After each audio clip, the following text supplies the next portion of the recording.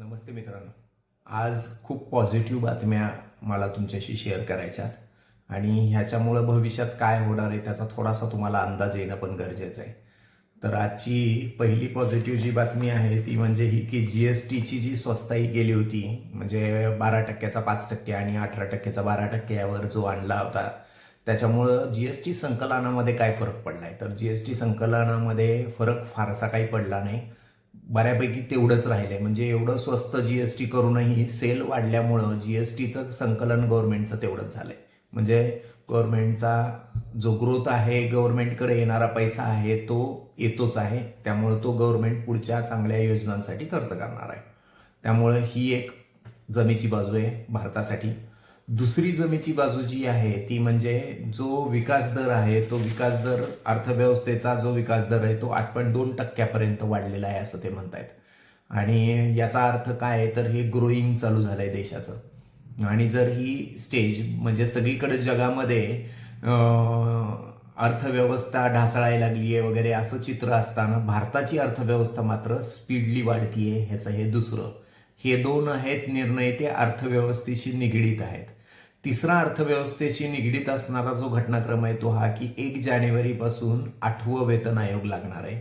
आणि जर 8वं वेतन आयोग लागलं तर त्याचा सर्वसामान्यांवर काय परिणाम होईल ते तर होईलच, पण त्याबरोबर अर्थव्यवस्थेवर काय परिणाम होईल तर तिथं कंडिशन अशी आहे की ज्याचा 18,000 पगार आहे तो 32,000 होणार आहे. म्हणजे जवळजवळ दुप्पटपेक्षा थोडासा कमी, 75%नी तुमच्या सगळ्यांच्या पगारी वाढणार आहेत सरकारी नोकरांच्या. जर सरकारी नोकरांच्या ह्या पगारी वाढल्या तर ॲटोमॅटिकली बाहेरच्याही पगारी थोड्याफार वाढतील. त्या एवढ्या प्रमाणात नाही वाढल्या तरी थोड्याफार वाढतील. आणि त्याचा दुसरा परिणाम हा की लोकांकडं भरमसाठ पैसा येईल, त्यामुळे लोक एक तर खर्च करतील किंवा गुंतवणूक करतील. त्यामुळे शेअर मार्केटचा आत्तापर्यंतचा इतिहास आहे, ज्या ज्यावेळी वेतन आयोग लागू झालंय त्यानंतर शेअर मार्केटनी प्रचंड मोठी उसळी घेतलेली आहे. आता ही 3 अर्थव्यवस्थेशी रिलेटेड गोष्टी आहेत. सगळ्याच गोष्टी, सगळ्याच न्यूज ह्या अर्थव्यवस्थेशीच निगडीत असतात, पण डायरेक्टली अर्थव्यवस्थेशी निगडीत नसणाऱ्या ह्या 3 गोष्टी. आता चौथी गोष्ट जी आहे ती ही की ट्रम्प्सनी म्हणलं आहे की अमेरिकेचे अध्यक्ष ट्रम्प्सनी म्हणलं आहे की तिसऱ्या जगासाठी दरवाजे बंद करू. म्हणजे काय तर ते म्हणते की अमेरिकेमध्ये आम्ही इतर लोकांना आत येऊन देणार नाही.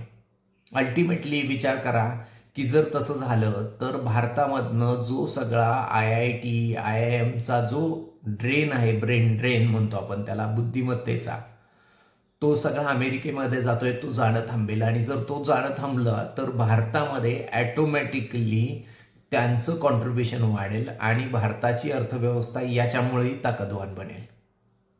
ही एक वेगळी न्यूज आहे.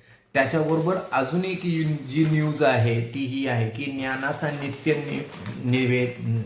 विवेक म्हणून काहीतरी आलंय. तर त्यामध्ये त्यांनी लिहिलंय की कृत्रिम बुद्धिमत्ता म्हणजे AI च्या साक्षरतेची जगातली ही पहिली आणि सर्वात मोठी प्रयोगशाळा भारत बनला आहे. आणि जगात हीच अशी एकमेव जागा आहे की जिथं उच्चस्तरीय AI मॉडेल काही दशकाऐवजी अवघ्या काही महिन्यातच सर्व भाषा आणि सर्व व्यवसायामध्ये वेगाने पसरू शकतं. हे कशामुळे घडतंय तर सगळ्यात मोठी लोकसंख्या भारतामध्ये आहे आणि सगळ्या लोकांकडे इंटरनेट आहे. म्हणजे जो निर्णय झाला होता की सगळ्या मोबाईलला इंटरनेट, सगळ्यात स्वस्त इंटरनेट देण्याचा फायदा हा झाला की ॲटोमॅटिकली त्याचा वापर अर्थव्यवस्थेला फिरवण्यासाठी जोरदार व्हायला लागला आहे. आणि त्याचं हे लक्षण आहे की AI साठी जे काही डाटा लागतो तो डाटा भारतामधनं सगळ्यात जास्त मिळतोय आणि त्यामुळे इथं फ्रीमध्ये AI टूल्स सगळे वाटले जात आहेत, का तर त्याच्यातनं आउटपुट चांगला निघावा ह्यासाठी प्रयत्न केला जातोय. हे खूप भारतासाठी पॉझिटिव्ह आहे. याचा विचार तुम्ही आत्ता न करता 10-15 वर्षानंतर विचार करा. जो ह्या ज्या 2 नॉन अर्थव्यवस्थे रिलेटेड मी तुम्हाला सांगितलेल्या गोष्टी आहेत त्यातली पहिली गोष्ट की अमेरिकेने तिथल्या बाकीच्या बाहेरच्या देशातल्या लोकांना आत घेणं बंद करायचा निर्णय घेतला आहे. त्याच्यामुळं भारतातलं जो ब्रेन ड्रेन आहे ते थांबणार आहे. त्याचा परिणाम तुम्हाला 10 ते 15 वर्षानंतर भारतामध्ये प्रचंड दिसेल. सेम थिंग ह्या AIची पण आहे. म्हणजे भारतामध्ये वेगवेगळे टूल्स चालू होतील. आत्ताच आपण एक बातमी ऐकली होती की झोनी स्वतःचा जीमेल अकाउंट ओपन केलंय, CRM ओपन केलंय आणि ते गुगलला टक्कर देऊ शकेल एवढ्या ताकदीचं भारतीय व्यवस्था ते चालू करतायत. तीच गोष्ट त्यांनी व्हॉट्सअपसाठी पण आरतारी म्हणून एक ॲप चालू केलंय. म्हणजेच थोडक्यात काय की ही एक नांदी आहे की पुढचं जे 100 वर्ष आहेत ते भारताची आहेत. हे नीट लक्षात घेण्याची गोष्ट आहे.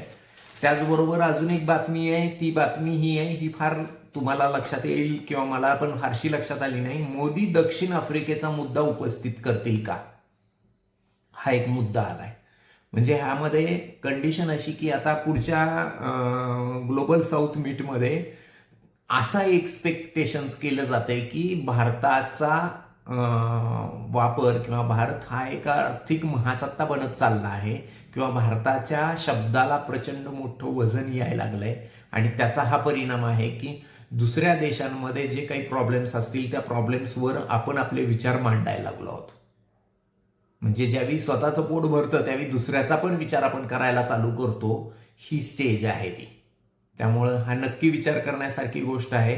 आणि ह्याचा परिणाम काय होईल तर इथनं पुढच्या वर्ष ते 1.5 वर्षामध्ये तुम्हाला याचा परिणाम शेअर मार्केटमध्ये प्रचंड बूम येणारा दिसेल. आणि त्यामुळं तुम्ही नीट लक्षात घ्या की आत्ताच वेळ आहे. तुम्ही म्हणसाल की मार्केट अजून ओलाटाईल आहे वगैरे, तर नाही. आता ऑलरेडी 80,000वरून 85,000वर आलेलं आहे. 2-2.5% ऑलरेडी वाढलंय आणि आता वेट करण्याची वेळ संपलेली आहे. आता आत पडलं पाहिजे.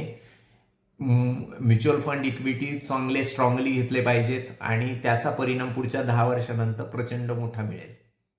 एक अजून महत्त्वाचा मुद्दा जो आहे तो हा आहे की अर्थव्यवस्थेमध्ये एकदम जोरदार जसा वाढ झाली आहे तशीच भारताची संरक्षण विभागही स्ट्रॉंग झाला आहे आणि तो जगामध्ये 25व्या नंबरवर आलेला आहे.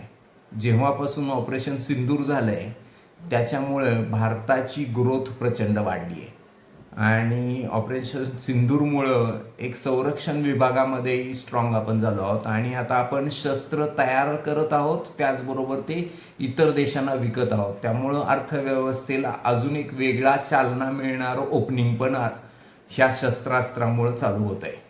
त्यामुळं हेही भारताच्या ग्रोईंगचं एक साईन आहे आणि सगळे जग आपल्याला फॉलो करतायत याचंही हे साईन आहे. नक्कीच याच्या रिलेटेड तुम्हाला काही हेल्प हवी असेल तर तुम्ही नवजीवन वेल्थला नक्कीच कॉन्टॅक्ट करू शकता. As a good गायडर, as a good mentor म्हणून आम्ही नक्कीच तुम्हाला ह्यामध्ये हेल्प करू. थँक्यू.